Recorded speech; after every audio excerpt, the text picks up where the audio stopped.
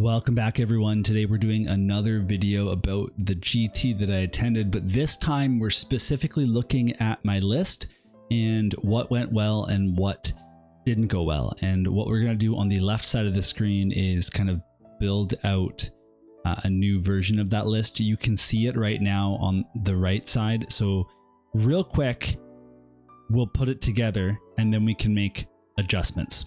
So we had the Callison Toll. And then our general was Talia Vedra because she's a war master. She has to be. She had a relic envoy as a kind of sub-hero that could be the field sergeant. And then we had 2 units of cavaliers to go and get objectives and various things. After that, we had an Alchemite Warforger who was bringing the command corps to make them harder. Not harder to kill, but I guess make it the battle tactic of slay the entourage harder to get. And we used the Fortress City Defenders, by the way. And then finally we had a Rune Lord, and the Rune Lord had double hammers. Both of those were reinforced, and that brought us to a perfect 2,000 points. We also had a bunch of enhancements on our Free Guild Marshal. And so this is what the list looked like on the left here. So what were the strengths of this list? We can look on the right side here. So I was thinking about this today at lunch, and I really liked the damage of the hammers. I really thought that the command corps and the marshal were a good pair for locking down areas. They could kind of act as an anvil, not even as a screen, but as an anvil for the hammers to then jump on, and their damage could spike as well when needed, so that was pretty helpful. The Cavaliers were super mobile. The 10-inch move came in handy multiple times. The 3-up save and 3 wounds each also came up in a few times, although there were multiple games where that wasn't enough to save them. For instance, against the Carnosaur, he wiped some Cavaliers, and then against the monster trucks in the second game against the Ogres on the Mammoths, they also wiped some Cavaliers, and that was kind of a shame because that's a lot of points gone, and all they did was score 2 points on the objective. They didn't score a battle tactic in that case. So Talia was really interesting. I had never actually played with Talia. I had converted my Free Guild Marshal on Griffin into a Talia by buying the other base, and I can just swap the base depending on which Griffin type model I want to play. She made orders really easy because she gives an extra order. When you order any of the Cities of Sigmar's faction abilities, she gives an extra one. If it happens to be the human one, she gives 3, because if you give it to a human, you can give it to another unit as well. So that made it really easy to manage my orders. And then of course Callison Toll are just a no-brainer. The anti-wizard, the deep strike, the survivability, the amount of wounds they have, and just the flexibility that they bring is too important not to keep. So that's cool. That's all stuff that I really liked. In terms of what I didn't like about the list, the lack of mobility with the hammers was noticeable. Now, if they stay with the castle, they're probably getting the field sergeant buff for an extra 2 inches of movement. That helped quite a bit. The Cavaliers were very expensive for their role, as I alluded to, and they have terrible damage. They're just really bad. I had one game where they spiked and it was really cool, but that was the exception and not the rule. And then I had the Rune Lord that was constantly playing catch up with the hammers. If the hammers were to charge in, then the Rune Lord was left behind. And so managing that 5-up ward between 2 different groups of hammers, you kind of have to sacrifice one of them without the ward. The other one, you just have to kind of tow some out of combat to keep them with the Rune Lord, which I didn't always do. And that's a lot to kind of handle. And so I'm kind of thinking that I might go down to just 1 unit of hammers, even though I do think 2 units is probably a better meta choice, but I want to try to build my own list. This was a list that I had copied off of Season of War, except for instead of 2 units of command corps, I only had 1 unit of a command corps, and then I had an extra Cavaliers as a 5-pack there. The final thing, the Free Guild Marshal was difficult to keep alive, and that's something I have to keep in mind because he has all of my enhancements, but we're going to fix that in the next list anyway.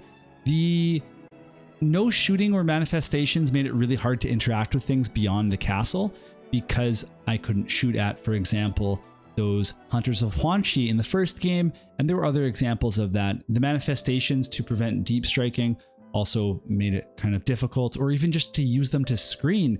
against Slaves to Darkness would have been helpful. Against the Ogres would have been helpful to prevent some of those impact mortals, those double attacks, you name it. So I kind of think that at this point, Manifestations is going to be necessary. And then spreading out is very difficult with this army because you turn off your own Field Sergeant buff and you don't really want to do that. So the other thing I'll mention too is that Talia's damage was really bad. Now, I don't know how bad it is truly. I've seen people online reference how bad her damage is, but I just happen to have the worst rolls for her specifically, and because of that, I never hit with her monster attacks ever, not even once. So she didn't really bring a lot to the table in terms of damage. A few times I really thought she was going to finish a unit off, pin a unit deep, and defeat them. She actually couldn't even finish off the Hunters of Huanchi, which was spectacular. Like, that's a really crazy outcome. But so she's kind of on the chopping block too. I don't want to necessarily think I have to bring her, even though I did really like her orders. I liked her lead from the front ability, and I liked her mobility, but you also get that with the other Griffin as well. And I really like the auto forward redeploy with the other Griffin, and he's also 30 points less. So let's take a look at what are some possible adjustments that we could make here. So first of all, the Wildercorp Hunters, I actually bought some. I've got 2 units right beside me, and I've already primed them and everything. I got a really good deal on them. They're used. Someone owned 2 boxes. I was going to buy just 1 box. They said, I'll give you both boxes, for a discount. And I paid less than half price of the MSRP on them. So that was really quite a good deal to get 2 units of Wildercorp Hunters. And so those are going to be something that I'm definitely working into my list going forward. It would give me extra points over the Cavaliers. It gives you that pre-match movement. It gives you some extra shooting, and that scares opponents because they don't want to leave them shooting at you. It adds a little bit of threat for them. And so I'm excited to put in a Wildercorp Hunter for at least 1 Cavalier, or maybe take both Cavaliers out and put in a Wildercorp Hunter. So what that looks like if we were to do that on this exact list right now would be, it would give us 40 points, which doesn't really do anything for us necessarily. But then that goes to my next point, which is I think I'd like to get the 1 block of the Hammerers out and then add in a group of Fusiliers. And so what we would do then is give the Master of Ballistics to the Alchemite Warforger, and we would cut the Grizzled Veteran from the Free Guild Marshal. And so now we actually have another 120 points. And this could be an extra Wildercorp Hunters, right? Like, we can do that for 120 points like so. But we could also have some fun, and we could go up and put, for example, an Ironweld's Great Cannon. This would not be the best choice, but it would be the fun choice. And I think sometimes you got to have some fun. The idea is that the Free Guild Fusiliers are going to hold an objective, and you're actually happy for your opponent to charge them because they have shoot in combat, they have -1 to rend, they have 4-up saves, and they also can get various defensive buffs from your allies. The Alchemite Warforger can reduce attacks of incoming units by 1, etc. So I've also kind of thought like, okay, well, would it be really cool to keep the cannon, but then add in a Fusil Major? And the Fusil Major gives +1 to hit for all of your shooting and for your melee, as long as it's human units. And so with only 20 Hammerers, I think there's a world where that could still work. And what that might look like is if we actually cut Talia. And so in that case, we would bring the Relic Envoy, he would bring a Warhulk, and then we would bring the Great Cannon. And from here, we can start figuring out how we want to mix up some units. So for example, we could bring in a couple of Wildercorp Hunters, and we actually still, in this case, have enough points to bring maybe just 10 Hammers to finish off the list. Or if I wanted to have a lot of flexibility with battle tactics, we would have the ability to possibly bring some extra Cavaliers. We could bring the Wildercorp Hunters at the top there, and then bring Cavaliers in the Free Guild Envoy. And in this case, just thinking about who my general would be, it might actually be the Rune Lord in this case, or it could potentially be Callus and Tolv. I'd have to shuffle around some stuff. You don't want the Wielder Corp Hunters to be in your General's Reg at all, but possibly, like, maybe the hard part is the Cavaliers. They mix it up a little bit. I definitely don't want to make my Free Guild Marshal and Relic Envoy into a General. So this is like something I'm looking at. Basically, if I drop 20 hammers, I'm going to lose a significant amount of damage, but I'm going to gain a boatload of flexibility, lots of shooting. It's going to be less damage via shooting, but I'll be able to shoot more often. I can shoot as early as turn 1 or 2, depending on how it goes. Whereas the hammers might not actually attack till 2-3, and then they're locked and they're needing to move to other parts of the map.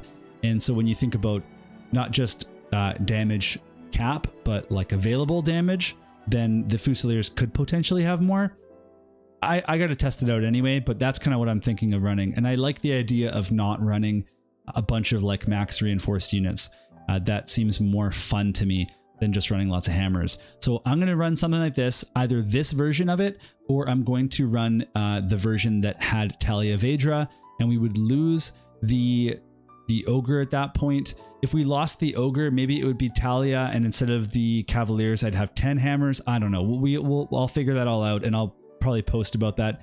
One thing I will keep is the Fortress City Defenders. I don't think I need the extra range with the Fusiliers, so I think just having that -1 to wound in that first battle round is something that I really enjoyed, and I think it's a good defensive buff to deter your opponent from coming too hard into you, unless they're an alpha strike and they're going to come anyway. So I do like that.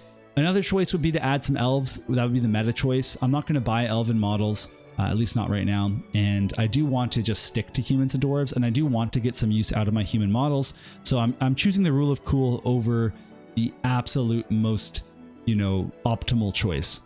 The one thing I do kind of think is that I need to buy a manifestation set. I'm going to buy Forbidden Power at some point. I have to stick to my budget though, so when I buy it, I'm not exactly sure, but it's the most appealing one to me in terms of screening, in terms of using the bridge to move the Fusiliers around and other units as well. And it is in stock at my friendly local gaming store, so I could go in there and buy it whenever I want, as long as they don't sell it. Hopefully they don't sell it before I make that decision.